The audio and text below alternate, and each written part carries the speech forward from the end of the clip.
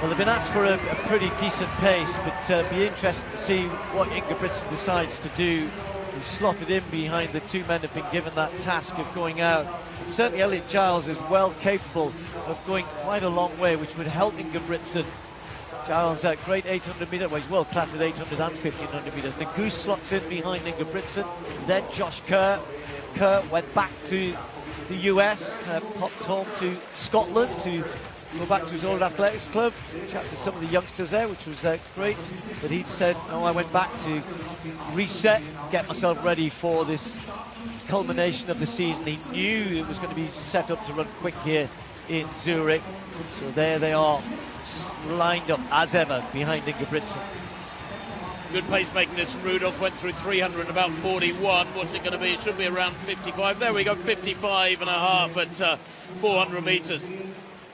Elliot, of course, Elliot Giles, inexperienced pacemaker. Ingebrigtsen, question mark over him, Steve, as he pointed out, although after that 3,000 in Poland 11 days ago, he has that sort of superhuman aura about him. I think even when he's under the weather, he could break 3:30, but we shall see here. There are men behind him who are fired up for this. Had a chat with Cole Hocker at lunch yesterday, who is really ready for this after getting beaten by Ingebrigtsen in Lausanne. But you know it's quick when they're strung out in single file. Bit of a gap between Elliot Giles and Ingebrigtsen. Nuguse is behind him. Cole Hocker, the Olympic champion, following the world champion, reigning world champion Josh Kerr of Great Britain. They are well strung out. Yared and Laros, the only other two kind of hanging in there. There's a bit of a gap to Habs and others after that. But look at Ingebrigtsen.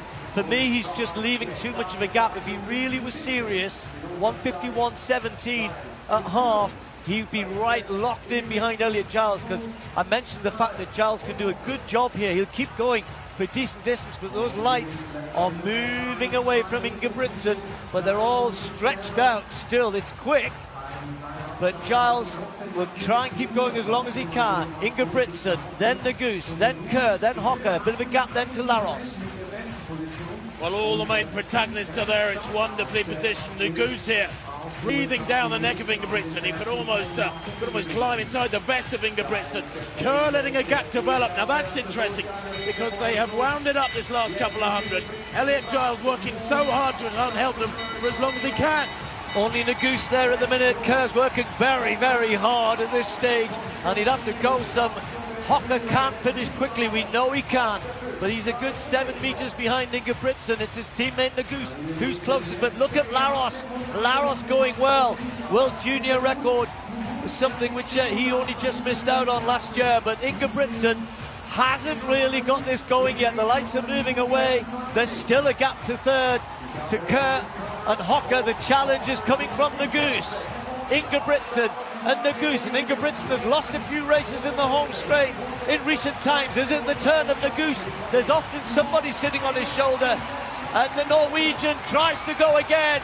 It's neck and neck, but Nuguse has got it here. He's got that little bit extra. 4 just past Ingebrigtsen. The winning time, 3:29. Ingebrigtsen second, Hocker third, Laros fourth, Kerr fifth.